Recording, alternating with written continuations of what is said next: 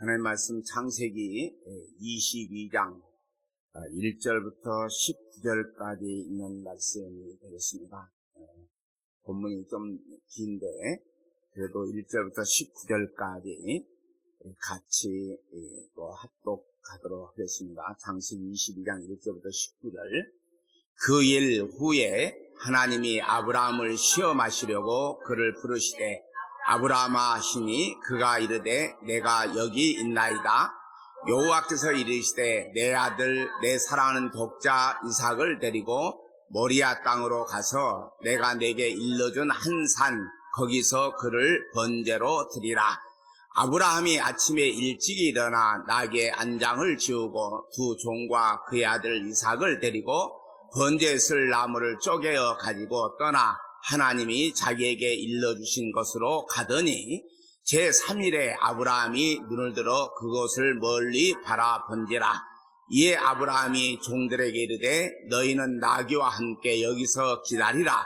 내가 아이와 함께 저기 가서 예배하고 우리가 너희에게로 돌아오리라 하고, 아브라함이 이에 번제 나무를 가져다가 그의 아들 이삭에게 지우고 자기는 불과 칼을 손에 들고 두 사람이 동행하더니 이삭이 그 아버지 아브라함에게 말하여 이르되 내 아버지여 하니 그가 이르되 내 아들아 내가 여기 있노라. 이삭이 이르되 불과 나무는 있거니와 번제할 어린 양은 어디 있나이까? 아브라함이 이르되 내 아들아 번제할 어린 양은 하나님이 자기를 위하여 친히 준비하시리라 하고, 두 사람이 함께 나아가서 하나님이 그에게 일러주신 곳에 이른지라. 이에 아브라함이 그곳에 제단을 쌓고 나무를 버려놓고 그의 아들 이삭을 결박하여 제단 나무 위에 놓고 손을 내밀어 칼을 잡고 그 아들을 잡으려 하니, 여호와의 사자가 하늘에서부터 그를 불러 이르시되 아브라함아 아브라함아 하시는지라. 아브라함이 이르되 내가 여기 있나이다 하매 사자가 이르시되 그 아이에게 내 손을 대지 말라. 그에게 아무 일도 하지 말라. 네가 내 아들 내 독자까지도 내게 아끼지 아니하였으니 내가 이제야 네가 하나님을 경외하는 줄을 아노라. 아브라함이 눈을 들어 살펴본즉 한 순양이 뒤에 있는데 뿔이 수풀에 걸려 있는지라. 아브라함이 가서 그 순양을 가져다가 아들을 대신하여 번제로 드렸더라. 아브라함이 그 땅 이름을 여호와 이레라 하였으므로 오늘날까지 사람들이 이르기를 여호와 산에서 준비되리라 하더라. 여호와의 사자가 하늘에서부터 두 번째 아브라함을 불러 이르시되 여호와께서 이르시기를 내가 나를 가리켜 맹세하노니 내가 이같이 행하여 내 아들 내 독자도 아끼지 아니하였은즉 너에게 큰 복을 주고 내 씨가 크게 번성하여 하늘의 별과 같고 바닷가의 모래와 같게 하리니 내 씨가 그 대적의 성문을 차지하리라. 또 내 씨로 말미암아 친히 만민이 복을 받으리니 이는 내가 나의 말을 준행하였음이니라 하셨다 하니라. 이에 아브라함이 그의 종들에게로 돌아가서 함께 떠나 부엘세바에 이르러 거기 거주하였더라. 아멘.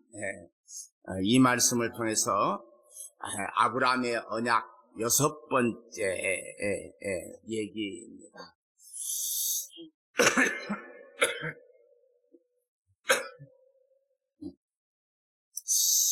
오늘 이 아침에 참 우리나라 모든 상황을 보면 참 마음 아픈 날이기도 합니다. 왜 이렇게 이 나라가 이렇게 되었을까 보면, 첫째는 목사들이 또 교회 지도자들이 하나님 앞에 올바로 서지 못한 때문이라고 성경에서 이미 말씀을 하셨고, 이것을 지금 현재 우리가 좀 실감하지 않을 수 없습니다. 이 나라를 보면 어떻게 보면 불행한 역사라 그렇게 얘기할 수도 있겠죠. 그런데 이러한 사건들을 통해서 보면 어떤 사람들은 우리나라 대통령이 구속되니까 좋다고 박수치고 손뼉치고 환호하고 그러한 모습을 보게 되고 또 한편에서는 그렇지 않다라고 하고 이렇게 진영이 갈라져 있는 모습을 보게 됩니다. 어떻게 보면 진정한 재판장은 하나님이신데 사람은 법이 있어도 그 법도 그 재판장의 어떻게 보면 소견에 따라서 달라지는 것을 우리는 보게 됩니다. 그렇다면 이러한 일들을 통해서 우리는 어떻게 해야 됩니까? 정말 하나님 앞에서 회개하고 오늘 저 사람이 저렇게 잘못했으니까 이렇게 평가하는 것이 아니라 내가 하나님 앞에서 올바르게 살지 못했다, 말씀대로 살지 못했다는 것을 절실하게 깨닫는 시간이 되었으면 합니다. 남의 불행이 내게 행복이 아니고 남의 행복이 나도 행복이라고 생각을 해야 되고 남의 불행이 나도 불행하구나 이렇게 생각을 해야 합니다. 오늘 이 나라 이 민족을 하나님이 우리를 불쌍히 여겨주셔야 합니다. 그렇지 않으면 우리는 늘 이런 힘들고 어려운 환경 속에 살아갈 수밖에 없습니다. 오늘 우리는 이 땅에 되어지는 모든 사건들을 보면서 하나님 뜻대로 되어져 간다는 것을 보게 됩니다. 오늘로 아브라함 언약이라는 제목으로 6번째입니다. 아브라함이 받은 복이 뭘까라고 보면 그 씨에 관한 약속이 있고 그 씨는 예수 그리스도이며 그 씨의 죽음이 예수님 곧 하나님의 자기 죽음이고 그로 인하여서 믿음으로 의롭다는 복을 받으니 아브라함의 복임을 우리는 여러 번 확인을 했습니다. 그러므로 아브라함이 이삭을 바치는 사건도 바로 예수 그리스도를 증거하는 그런 내용입니다. 모든 성경이 예수님을 증거하고 있기에 아브라함의 이삭 바치는 사건을 통하여 하나님의 자기 약속을 이루심을 보여줍니다. 오늘 본문 22장 1절을 이제 쉬운 성경으로 쭉 한번 또 읽어보겠습니다. 이 일들이 있은 뒤에 하나님께서 아브라함의 믿음을 시험하셨습니다. 하나님께서 아브라함아 하고 부르시자 아브라함이 예 제가 여기에 있습니다 하고 대답했습니다. 여기 보면 이 일들이 있은 뒤에 우리가 아까 개역 개정판으로 읽을 때는 그 일 후에 이렇게 얘기합니다. 우리가 성경을 보실 때 이런 접속사를 잘 살펴봐야 합니다. 여기서 이 일들이 있은 뒤라고 하는 것은 바로 앞에 성경의 기록대로 보면 아브라함에게 아비멜렉이 찾아와서 언약을 체결하는 내용입니다. 그 앞에는 하갈과 이스마엘을 쫓아내는 내용입니다.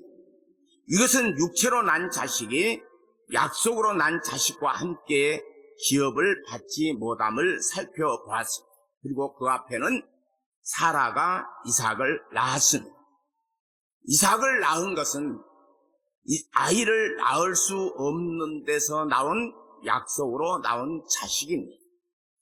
아브라함은 생산 능력이 있다고 해도 할례를 행함으로 인해서 인간의 생산 능력이 아님을 상징하고 사라는 불임 여성인데 생리까지 끊어진 90살의 할머니가 이삭을 낳았습니다.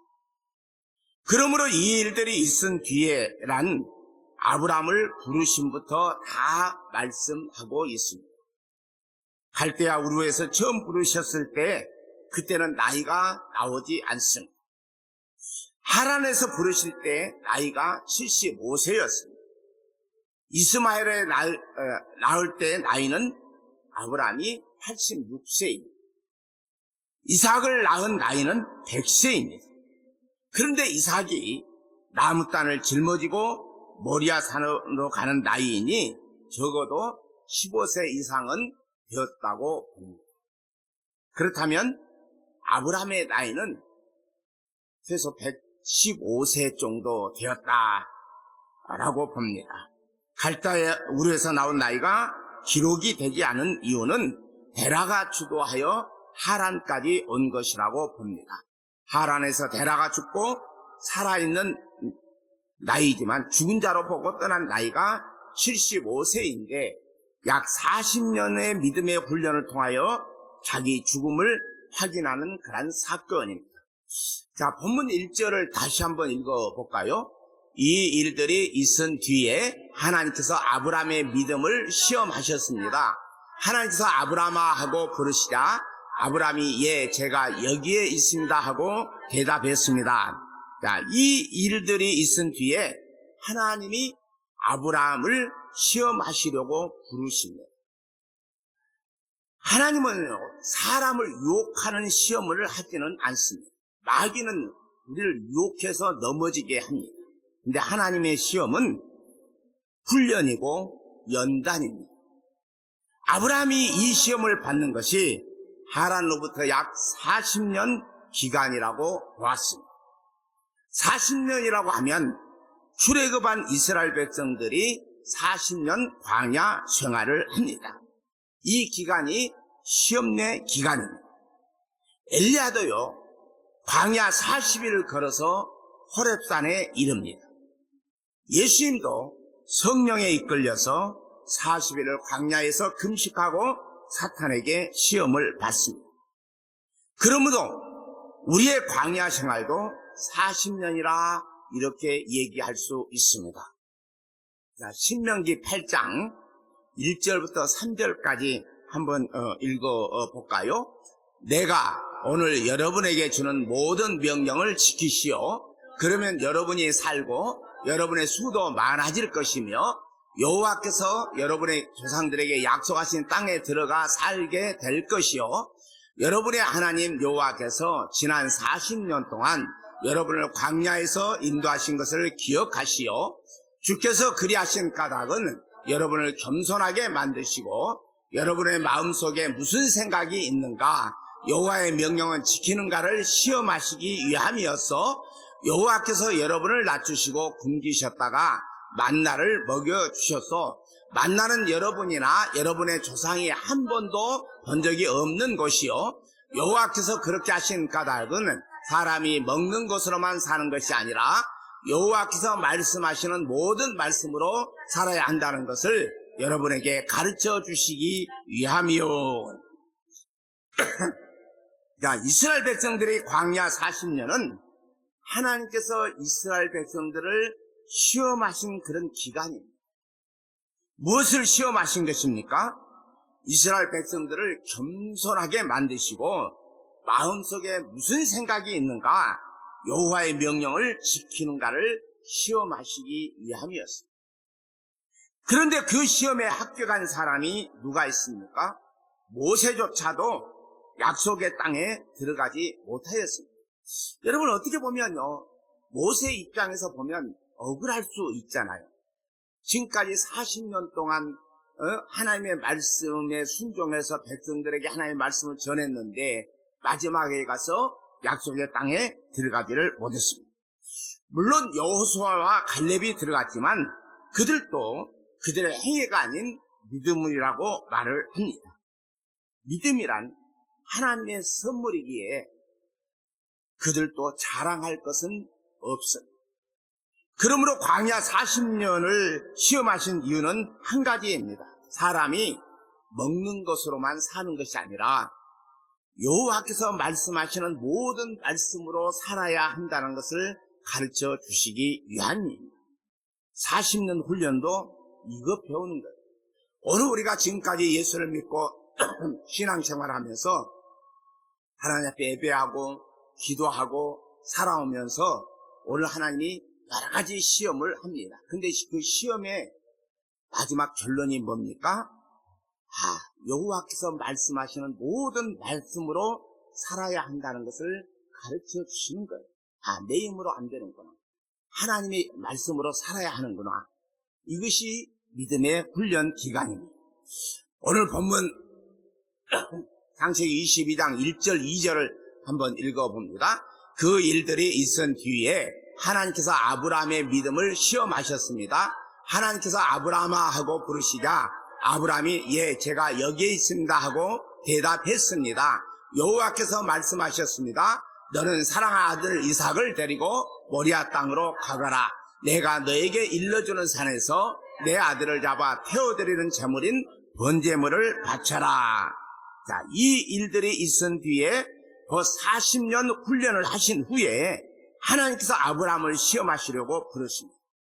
너는 사랑하는 아들 이삭을 데리고 모리아 땅으로 가서 내가 너에게 일러주는 산에서 네 아들을 잡아 태워드리는 번제물, 즉 태워서 드리는 번제로 드리라고 합니다. 엘리에셀도 아니고 이스마엘도 아니고 아브라함과 사라 사이에 태어난 아들이 얼마나 사랑스러울까요? 하나님께서 이 이삭을 통하여서 아브라함의 복을 이어가시겠다고 말씀하셨습니다. 그런데 이 이삭을 번제로 바쳐버리면 하나님의 자기 약속이 파기되는 일이지 않습니까? 그런데 어떻게 아브라함에게 이 이삭을 바치라고 합니까? 자, 본문 3절 4절을 또 읽어봅니다. 아브라함은 아침 일찍이 일어나 낙의 안장을 얹었습니다. 아브라함은 태워드리는 제사인 번제에 쓸 장작을 준비한 다음에 이삭과 두 종을 데리고 길을 떠났습니다. 그들은 하나님께서 일러주신 곳으로 갔습니다. 3일째 되는 날 아브라함이 눈을 들어보니 멀리에 그곳이 보였습니다. 우리가 2절과 3절을 읽어보면 2절과 3절 사이에 아무런 갈등이 없어요. 고민한 흔적이 없습니다. 물론 기록은 없지만 사라에게도 말하지 않았습니다. 그런데 내적인 갈등이 있었다고 말할 수는 있습니다. 그러나 기록된 말씀으로만 보면 여러분 자식을 주신다고 얘기를 했을 때는요, 나에게는 엘리에셀이 있습니다. 그리고 이스마엘 때에도 다른 말들을 하지 않았어요. 그런데 이삭을 바치라는 사건에는요, 아브라함이 아무 말도 하지를 않습니다.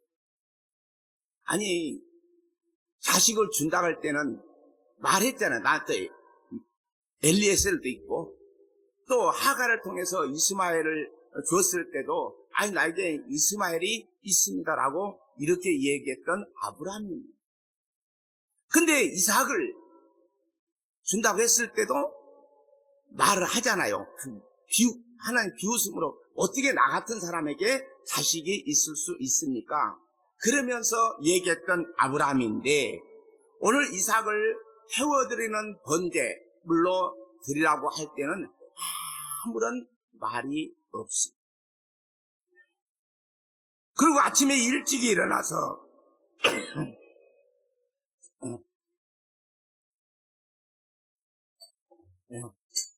이 번제에 쓸 장작을 가지고 떠나서 하나님이 자기에게 일러주신 곳에 갑니다.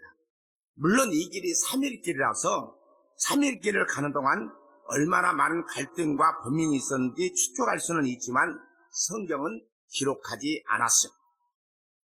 저는 40년의 연단을 통하여 이 아브라함이 하나님의 약속을 믿었다고 봅니다. 그 믿음의 내용이 어떤 결론인 것인지는 결론에서 말씀을 드립니다. 결국 우리도 이 믿음의 길로 가게 됩니다. 오늘 본문 5절부터 8절까지도 또 읽어볼까요? 아브라함이 자기 종들에게 말했습니다. 나귀와 함께 이곳에 머물러 있어라. 내 아들과 나는 저쪽으로 가서 예배를 드리고 돌아오겠다. 아브라함은 태워드리는 제사인 번제에 쓸 장작을 자기 아들에게 지게 했습니다. 그는 불과 칼을 챙긴 후 아들과 함께 걸어갔습니다. 이삭이 아브라함을 불렀습니다. 아버지, 아브라함이 왜 그러냐 하고 대답했습니다. 불과 장작은 있는데 번제로 바칠 양은 어디에 있습니까? 하고 이삭이 물었습니다. 얘야, 하나님께서 번제로 바칠 양을 준비하실 것이다. 아브라함이 대답했습니다. 아브라함과 그 아들은 함께 길을 걸었습니다. 여기서 아브라함의 믿음이 어떻게 나타납니까?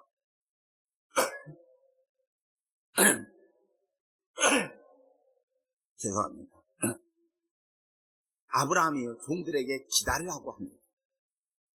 아이와 함께 예배하고 우리가 너희에게로 돌아오리라고 합니다. 아브라함이 아들에게 태워드리는 제사인 번제했을 장작을 자기 아들에게 지웁니다.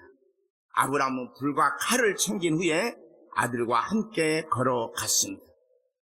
이삭이 아브라함에게 불과 나무는 있는데 번제할 어린 양은 어디에 있느냐고 묻습니다. 아브라함이 대답합니다. 애야, 하나님께서 번제로 바칠 양을 준비하실 것이라고 합니다.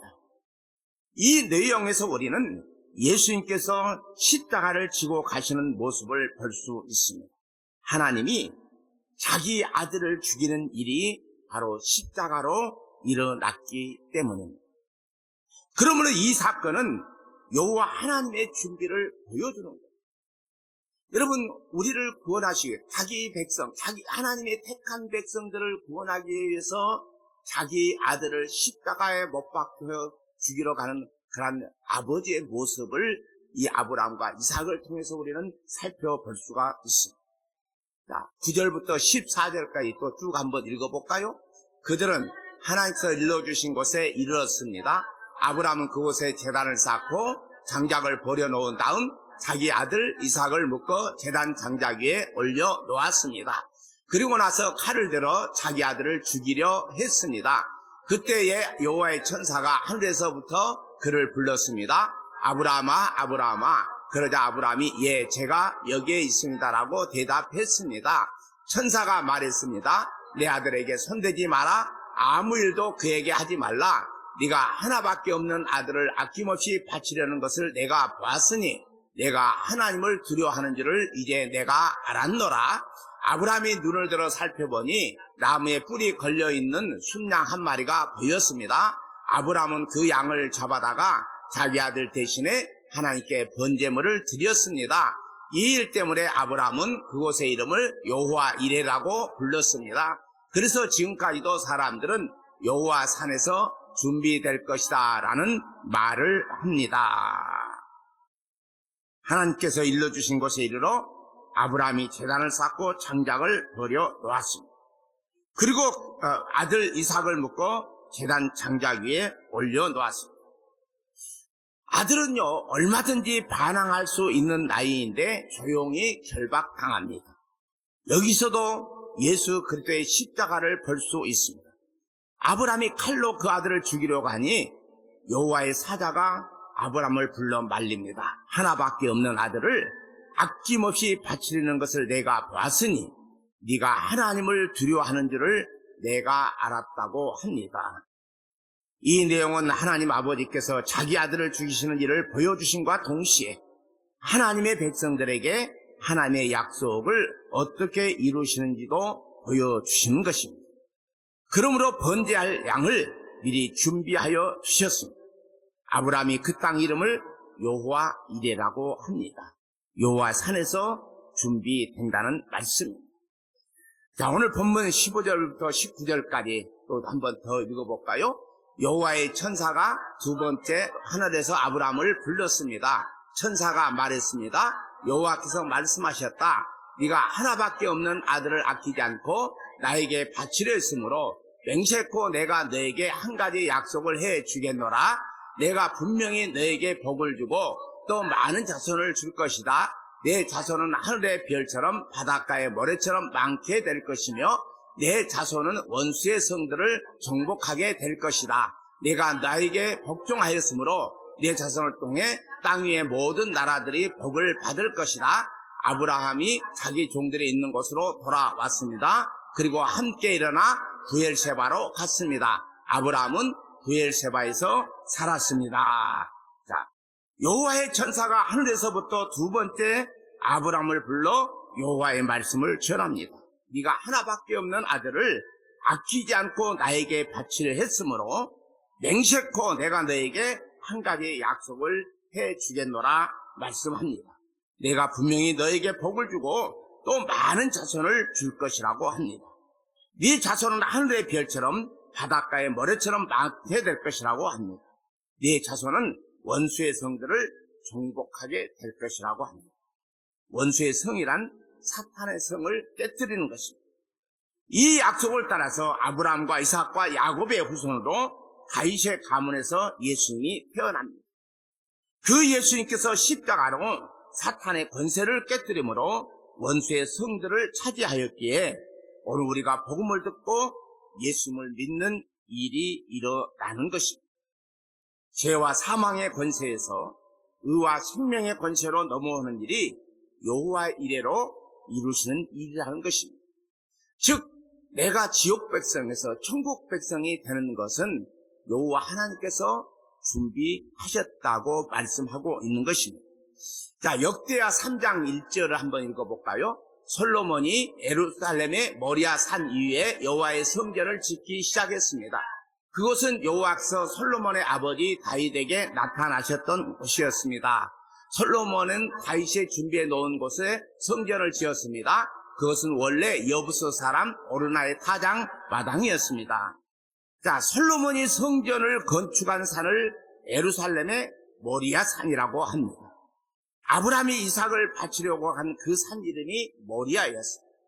이곳은 다윗이 오르난의 타장 마당을 산 곳이에요. 돈을 주고 샀어요. 다윗은 인구조사하다가 전염병이 임하자 이곳에서 제물을 드림으로 전염병이 멈춘 곳입니다. 이곳에 솔로몬이 성전을 지었습니다. 그러나 이 성전도 바벨론에 의해서 파괴되고 백성들은 포로로 잡혀갔습니다. 그러나 에레미야 선지자를 통하여 약속한 때가 되어서 백성이 돌아와 성전을 재건합니다. 이 성전이 수룹바벨 성전입니다.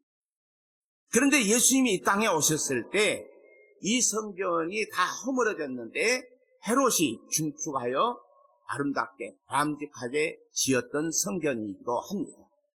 오늘날에는 이 성전이 없어지고 그곳에 이슬람 사원이 세워진 것을 우리는 보게 됩니다.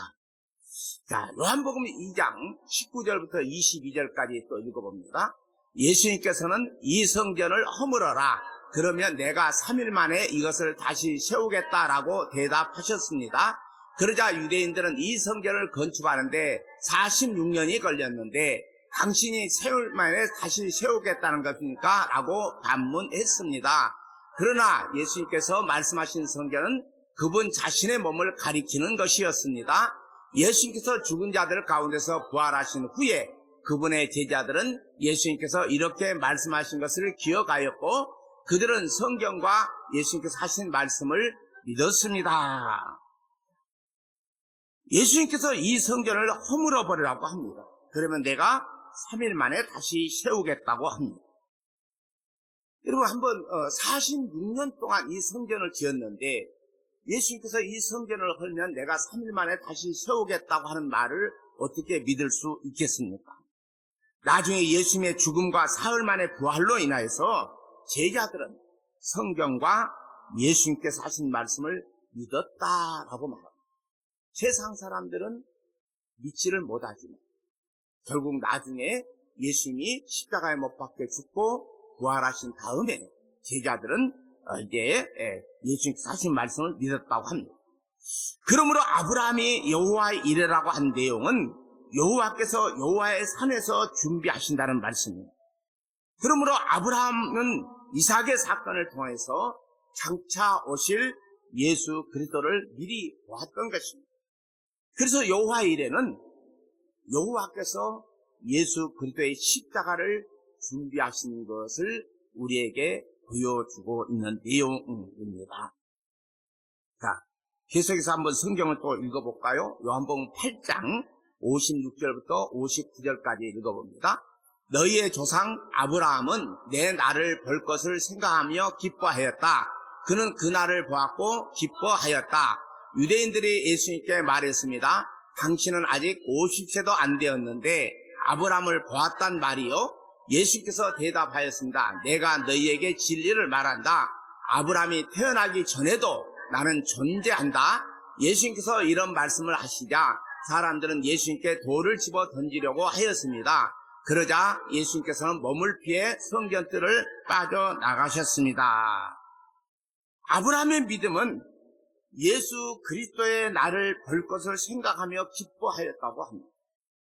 예수님의 이 말씀을 들은 자들이 네가 지금 50세도 안 되었는데 어떻게 지금 2000년 전에 온 이 아브라함을 받느냐고 말합니다. 예수님께서 자신은 아브라함이 태어나기 전에도 나는 존재한다라고 이렇게 말합니다.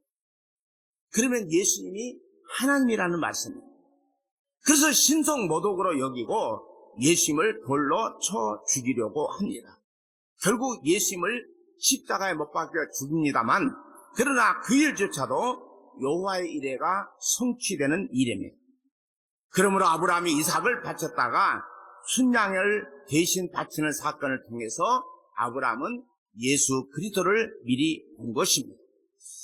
자, 로마서 4장 17절을 읽어봅니다. 성경에 내가 너를 많은 민족의 조상으로 삼았다고 기록되어 있는 것처럼 아브라함은 그가 믿은 하나님, 곧 죽은 사람도 살리시며 없는 것도 있게 하시는 하나님을 믿었습니다. 여기에 인용된 말씀은 창세기 17장 5절에서 이삭을 약속하신 말씀입니다. 그러므로 이삭이 없는 데서 나온 자식이고 죽은 데서 살아온 일을 보여주셔서 예수님을 계시하는 일이 됩니다. 자, 성경을 마지막으로 한 군데 더 읽어봅니다. 히브리서 11장 17절부터 19절까지 아브라함은 하나님께 시험을 받았을 때 믿음으로 이삭을 제물로 바쳤습니다. 그는 하나님께 약속을 받았는데도 아들을 바칠 준비를 한 것입니다. 하나님께서는 그에게 내가 네게 약속한 후손은 이삭을 통해 나올 것이다 라고 말씀하셨습니다. 아브라함은 하나님께서 죽은 사람도 살려주신다는 것을 믿었습니다. 아브라함은 이삭을 죽은 사람들 가운데서 다시 받은 것입니다. 아브라함이 믿음으로 이삭을 제물로 바쳤습니다. 이것은 아브라함의 믿음이 아니라 하나님께서 아브라함을 40년 동안 훈련시켜서 믿게 하신 믿음입니다. 오늘 우리도 처음 예수를 믿으면 믿음이 한꺼번에 팍 생기는 것이 아니에요. 시험을 통해서, 믿음의 훈련을 통해서 우리의 믿음이 늘 자라가게 하신 것입니다. 그래서 아브라함은 이런 훈련을 통해서 죽은 사람도 살려주신다는 것을 믿었다고 합니다. 아브라함은 히브리서 11장에 보면 믿음으로 아브라함은 죽은 자를 다시 살려주실 것을 믿고 이렇게 얘기해요. 그렇다면 이삭을 죽여도 살리신 분이 하나님이시라는 것을 믿었다는 것입니다. 처음에는 하나님을 이렇게 믿지를 않았습니다. 이 사건을 통해서 하나님은요, 아브라함에게 뭐라고 얘기합니다. 이제서 네가 나를 경외하는 줄 알겠다. 이제서 네가 나를 사랑하는 줄 알겠다라고 하나님이 아브라함에게 그 믿음을 칭찬하신 것을 보게 됩니다. 이것은 하나님의 자기 약속에 얼마나 신실한지를 40년 동안 경험을 했어요. 자기 아내를 누이라고 2번이나 팔아먹고 그 일로 인해서 재산이 불어나고, 여러분 또 자기 녹화 롯을 구하는 그런 사건들, 여러 가지 일들을 통해서 보면 하나님의 약속은 철저하게 신실하다. 자기 약속에 충실한 분이 바로 하나님이시다. 이런 것을 경험하고 믿었기 때문에 이삭을 바칠 수 있었다고 합니다. 이것이 그리스도의 영이 임하여 예수님의 죽음과 부활을 내다본 믿음입니다. 우리도 그 믿음에 속한 자라면 반드시 이런 길을 가게 될 것입니다. 그럴 때 놀라지 마시고 하나님이 자기 아들을 버리신 여러분 십자가를 바라보시기를 바랍니다. 우리가 살아가는 동안 힘든 일들을 많이 당해요. 평범한 것 같은데 그 내용을 들여다보면 저 사람한테 저렇게 힘든 일이 있었구나 하는 것을 우리는 알게 됩니다. 이럴 때마다 오늘 우리는 누구만 바라봐야 되느냐? 오직 여호와 하나님만 바라봐야 됩니다. 여러분, 지금까지 살아오면서 내 힘으로 된 것들이 한 개도 없더라고요. 아무것도 할 수 없는 존재가 인간이에요. 내가 좋아하는 사람이 죽어가는데도 어떻게 해볼 수가 없어. 이게 인간의 모습입니다. 그럴 때마다 오늘 우리는 전능자이신 하나님만 바라봐야 됩니다. 여호와 하나님만 바라보고 그분이 나를 구원하시기 위해서 자기 아들, 독생자 예수 그리스도를 이 땅에 보내서 십자가에 못 박혀 죽게 하시고 그 죽음을 통해서 우리를 지옥에서 천국 백성으로 삼아주신 그 하나님만 바라보고 나아갈 수 있기를 바랍니다. 우리는 이 땅에 사는 동안 정말 견딜 수 없는 그런 환경이 우리에게 올 수도 있습니다. 그럴 때마다 좌절하거나 실망하지 말고 나를 이끌어주신 그런 하나님만 바라보고 승리하시는 우리 모두가 되시기를 바랍니다. 하나님 아버지, 오늘 이 말씀을 통해서 하나님은 철저하게 약속으로 우리에게 말씀하시고 그 약속된 말씀을 충실하게 지키시는 하나님이심을 우리는 보게 됩니다. 우리가 아브라함의 언약 6번째를 살펴보면서 자식을 주시고 그 자식을 번제로 드리라고 하는 이 하나님을 볼 때에 과연 오늘 우리는 무엇을 깨닫게 됩니까? 자기 아들 예수 그리스도를 십자가에 못 박혀 죽게 하신 그 하나님을 우리는 보게 됩니다. 그 예수님이 없었다라면 우리는 구원받을 수 없는 존재고 우리는 이 땅에서 세상 사람들과 똑같이 살아갈 수밖에 없는 존재들이라는 것을 깨닫게 됩니다. 하나님 아버지, 우리를 불쌍히 여기시고 긍휼히 여겨주셔서 오늘 우리는 어떤 어려운 환경이 온다 할지라도 오직 하나님만 바라볼 수 있기를 원합니다. 하나님이 자기 아들을 버리신 예수님의 십자가를 바라보고 사는 저희들 되게 해주시기를 원합니다. 믿음 주셔서 이 어려운 환난들을 잘 이겨나갈 수 있도록 주여 도와 주옵소서. 예수님 이름으로 기도하옵나이다. 아멘.